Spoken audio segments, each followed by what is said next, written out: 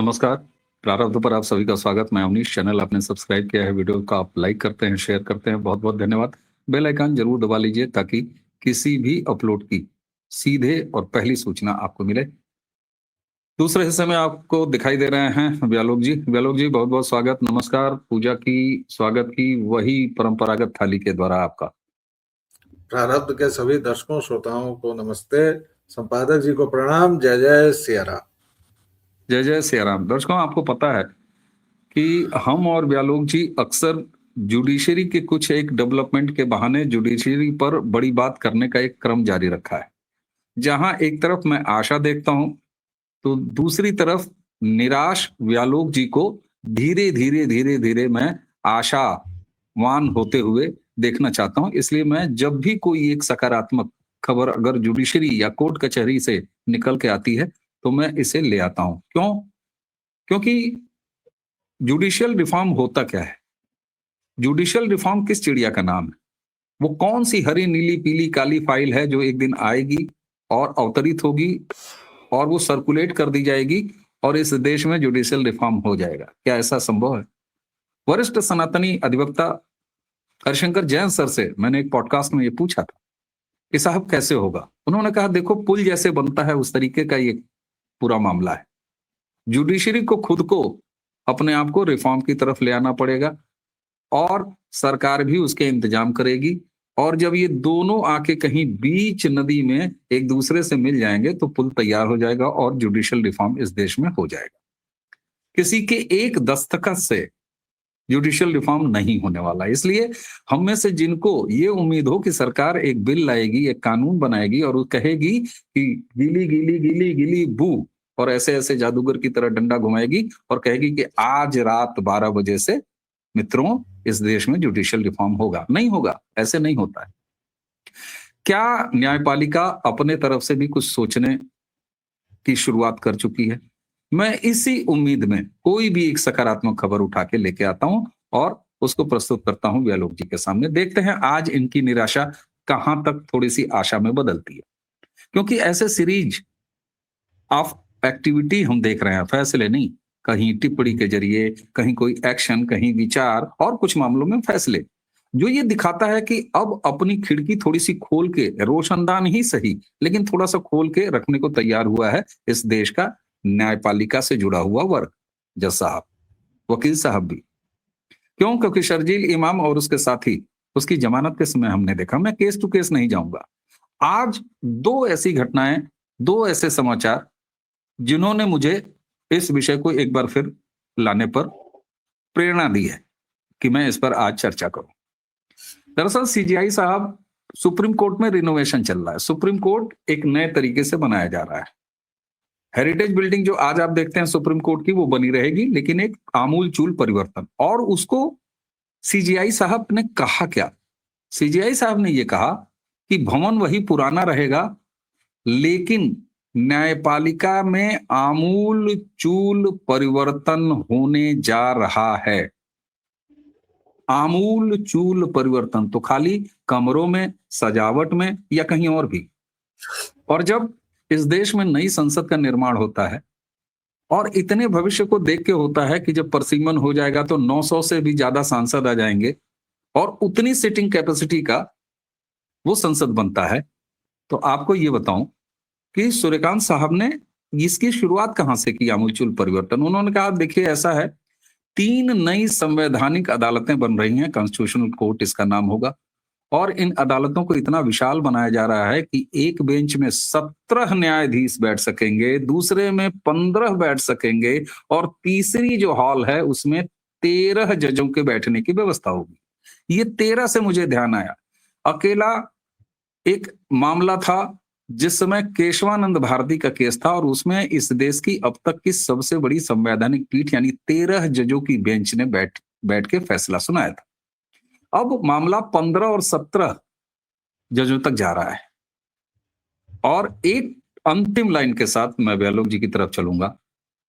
Supreme court का निर्माण इस देश में फैसले सुनाने के लिए नहीं है, बेल सुनाने के लिए नहीं है, किसी को माफी देने मात्र के लिए नहीं है। संविधान की व्याख्या करने का काम, ये दायित्व है, मूल कर्तव्य है सुप्रीम कोर्ट का, व्यालोक जी।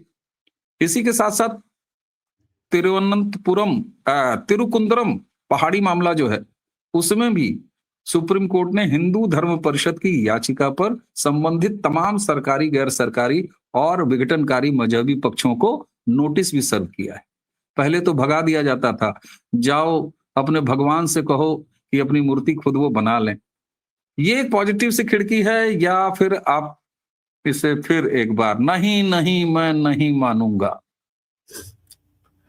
मैं कतई नहीं मानूंगा, और मैं तब तक नहीं मानूंगा जब तक उस वर्मा नाम के व्यक्ति को तत्काल प्रभाव से पदमुक्त न कर दिया जाए। वर्मा पकड़ के आप बैठ गए, वर्मा रिटायर हो गए, तब आप क्या करेंगे? तब कौन सा बहाना लेंगे आप? कोई बहाना नहीं होगा, कोई बहाना नहीं। जुडिशरी के परनाले में एक नाला थोड़े बह रहा है महाराज। महीने की छुट्टी जब तक बंद ना हो, काहे की जुडिशरी? कौन है ये लोग? किस बात के लिए 3 महीने की छुट्टी? हमारे नौकर है ना। तो जब मालिक बैठा हुआ है, काम कर रहा है, तो तुम भी काम करो। क्यों जाओगे 3 महीने की छुट्टी? अभी गर्मी है, अभी सर्दी है, अभी बारिश है, अभी ये है।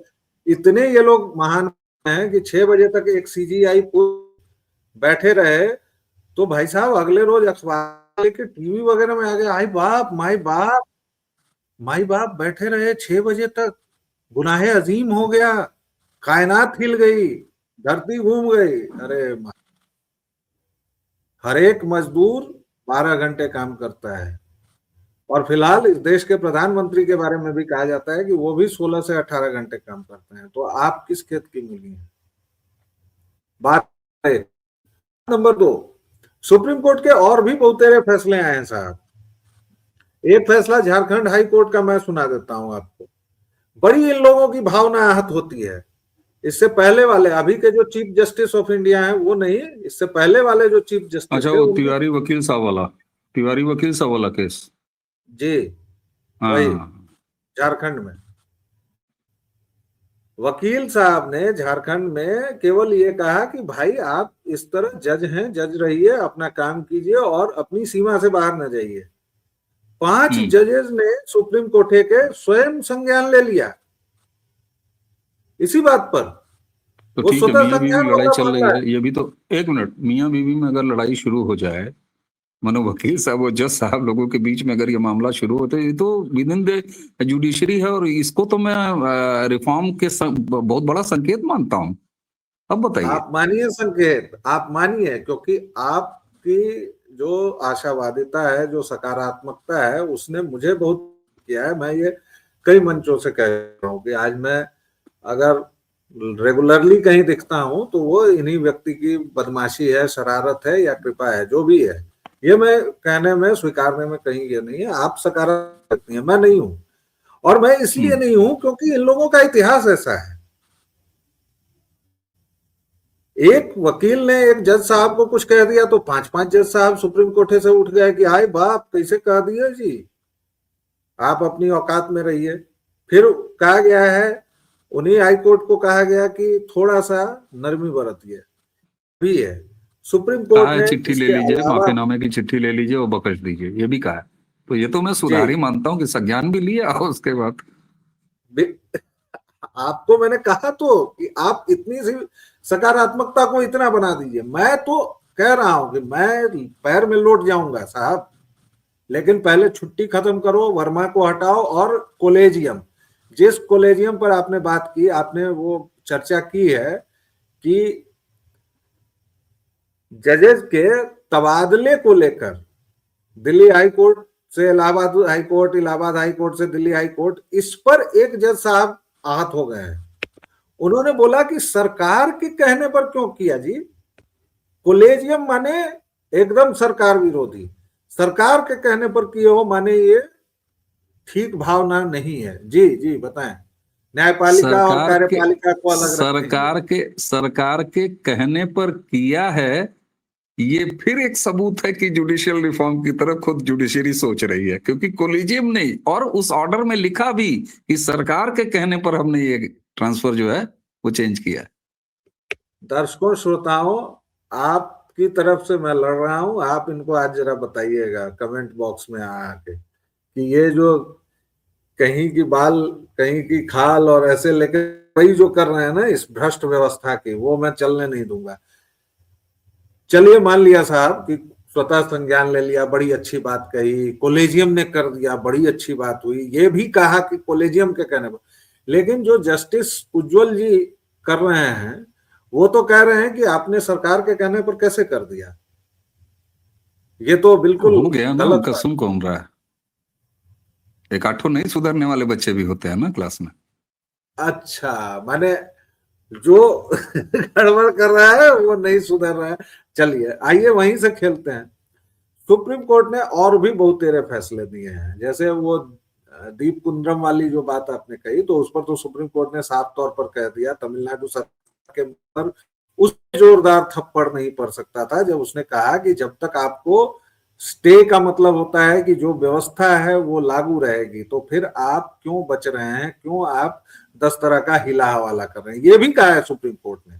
सुप्रीम कोर्ट ने इसके अलावा भी कई ऐसे फैसले हाल फिलहाल में दिए हैं जिससे अचानक से ये लगने लगा है कि क्या ये वही सुप्रीम कोर्ट है, या क्या सुप्रीम कोर्ट के साहबान की तबीयत खराब हो गई है। लेकिन इसी बीच में वो वाली फोटो भी हमने दिखाई है दर्शकों श्रोताओं को, इसी मंच पर दिखाई है जिसमें वो अंग्रेजों वाला विग विग पहन के बैठे हुए हैं मध्य प्रदेश हाई कोर्ट वाले।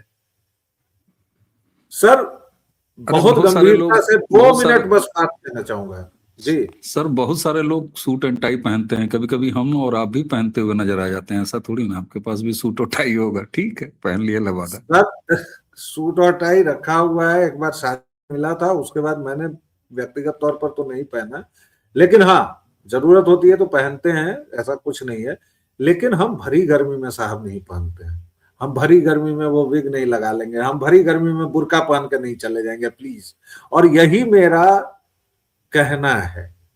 मैं 2 मिनट बहुत गंभीर बात कहना चाहता हूं कि जुडिशरी से मेरे पूरे अवसाद या व्यामोह या मोहभंग की जो स्थिति है वो क्यों है। पहली बात, ये कितने आश्चर्य और दुख की है कि हमारा लॉ कमीशन, विधि आयोग जो चलता था 2016 तक, प्रधानमंत्री मोदी जी वह गलत थोड़े कहते हैं कि ससुर कुछ काम तो लगता ही है कि उन्हीं के लिए बचा हुआ था। आप सोचिए 2016 तक हमारा लॉ कमीशन सर अमेरिका की एक संस्था चला रही थी, और कितनों को यह बात पता है, कितने लोग ये बात जानते हैं। और 2016 में वो व्यवस्था बंद हुई। 2024 में हमारा चीफ जस्टिस ऑफ इंडिया ये वक्तव्य देता है, शर्मनाक वक्तव्य देता है कि हमने फलाने मामले में सारे भारतीय उदाहरण दिए हैं। इसका मतलब समझे आप, वो एक मीम आता है हीरो का, अक्षय कुमार का, तू समझा तू समझा, नहीं नहीं समझा। क्या समझना है इसमें, इसमें समझना यह है कि चाहे कोई भी मामला हो, रमेश का और सुरेश का, जब चीफ जस्टिस ऑफ इंडिया ने उदाहरण दिए हैं या सुप्रीम कोर्ट ने दिए हैं, तो ये दिया है कि 1968 ईस्वी में अमेरिका में मार्क और एंथनी के बीच भी ये हुआ, 1975 में ब्रिटेन में ये हुआ था, 2025 में पिछले साल इस देश के चीफ जस्टिस ऑफ इंडिया ने दावा किया कि मैंने पहला ऐसा मुकदमा सुना है जिसमें सारे उदाहरण मैंने भारतीय दिए हैं। और आप कहते हैं इस जुडिशरी पर, सर जब तक पूर्ण विनाश नहीं होगा, जुडिशरी को सिर के बल नहीं कर दिया जाता, ये जुडिशरी नहीं है, न्याय का मजाक है, प्रहसन है, विनोद है, उस हिसाब से बात करें तो करें। आप के सारे कानून ब्रिटिश लॉज हैं, उनके हिसाब से आप चल रहे हैं, उसमें आपने बीच में शरिया का कर रखा है, हिंदुओं को आपने 8वें दर्जे का नागरिक बना रखा है। ये इस पर बात होगी जुडिशरी पर। और आपने कहा, सही कहा, सुप्रीम कोर्ट देने और फैसला लेने के लिए नहीं था, सुप्रीम कोर्ट था कि जब देश के सामने ऐतिहासिक संकट हो संवैधानिक, तो वो संविधान और बाकी चीजों की व्याख्या करेगा, इसके लिए बना था सुप्रीम कोर्ट। आज सुप्रीम कोर्ट क्या कर रहा है वो देख लीजिए। उसका एक्टिविज्म जो है, जुडिशियल एक्टिविज्म, आपको क्या लगता है किस हद तक बढ़ गया है? तो फिर आप एग्जीक्यूटिव को भंग कर दीजिए, आप टेक ओवर कर लीजिए ना। आपको सरकार के काम में दखल है। दिल्ली में नाला कैसे बनेगा वो तक आप तय करेंगे, और उज्जैन में किसी मंदिर पर दही हांडी की ऊंचाई क्या होगी वो तय करेंगे। किस मंदिर में किस उम्र की औरतों को जाना चाहिए वो भी करेंगे। और जब बुरके पर बात आएगी तो आप 2 साल से छुट्टी पर है। इसलिए जुडिशरी से चिढ़ है, और इसीलिए जुडिशरी जब तक आमूलचूल परिवर्तन न हो जाए, ये छोटे मोटे सर कैंसर पीड़ित मरीज है, भारतीय लोकतंत्र का कैंसर है, एड्स है, भयंकर बीमारियों से ग्रस्त है। और ये सब क्या है? हैंडी प्लास्ट, यहाँ पर घाव पर साफ करके लगा दिया। एक हैंडी प्लास्ट 2 हैंडी प्लास्ट से नहीं चलेगा सर। इसके लिए संपूर्ण सुधार, उसके बिना कोई बात नहीं बनेगी। बस इतना। बिल्कुल सही बात है। जब आपको भूकंप आने के संकेत मिले हैं, चिड़िया उड़ने लगे हैं, अपने घोंसलों की तरफ लौटने लगे हैं, और हल्का सा माहौल जो है वो थोड़ा बदली बदली टाइप का हो जाए, या कहीं से प्लस्तर हल्का फुल्का पहले झटके में वो गिर के नीचे आने लगे, तो आपको उस पर ध्यान नहीं देना चाहिए, बिल्कुल भी ध्यान नहीं देना चाहिए।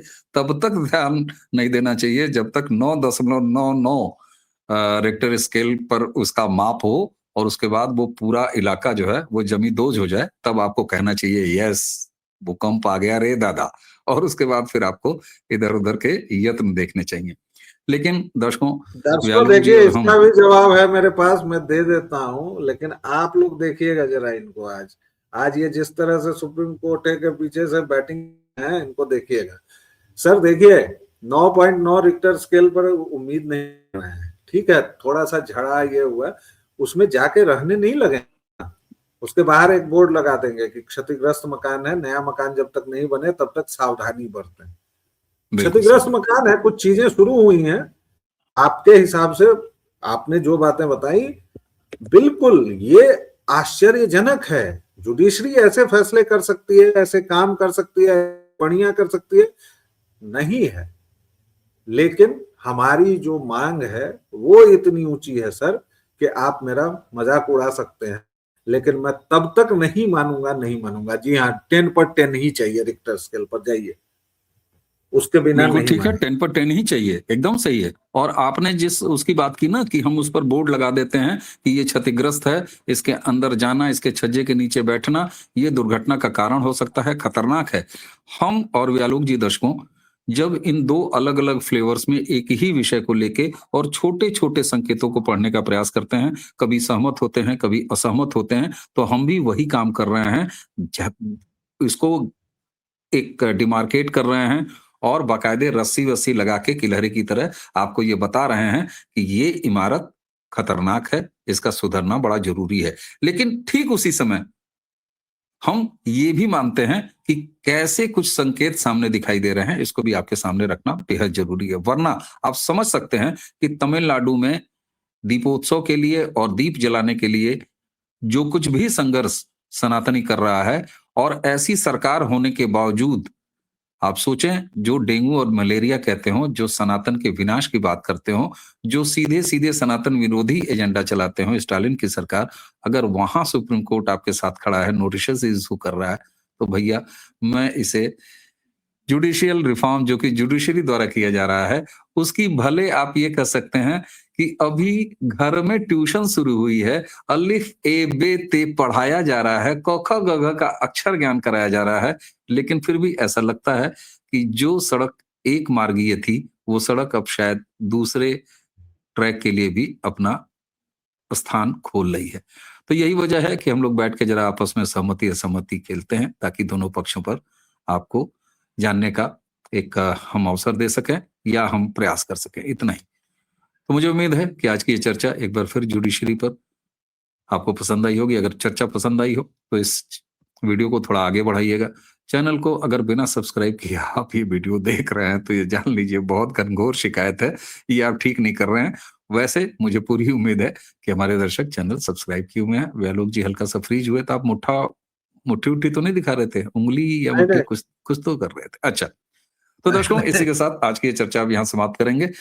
बेल आइकन एक ही बार दबाना है, मैं बार-बार मेरे मुंह से निकल जाता है, दबा के रखिए महाराज, दबा के नहीं रखना है, इसलिए एक बार दबा लीजिएगा ताकि किसी अपलोड की सूचना आपको मिले। तो आज की चर्चा यहाँ समाप्त करेंगे और जैसा कि व्यालोक जी ने अपने लिए खुद भी बताया, व्यालोक वाणी पर भी पाए जाते हैं प्रारब्ध के अतिरिक्त, तो आप वहां भी जाते रहिए। तो आज की चर्चा अब यहाँ समाप्त करेंगे। मुझे यानी अवनीश और व्यालोक जी दोनों को आगे दीजिए। जय श्री राम। नमस्कार, प्रणाम, जय जय श्री राम। जुडिशरी बदल रही है क्या?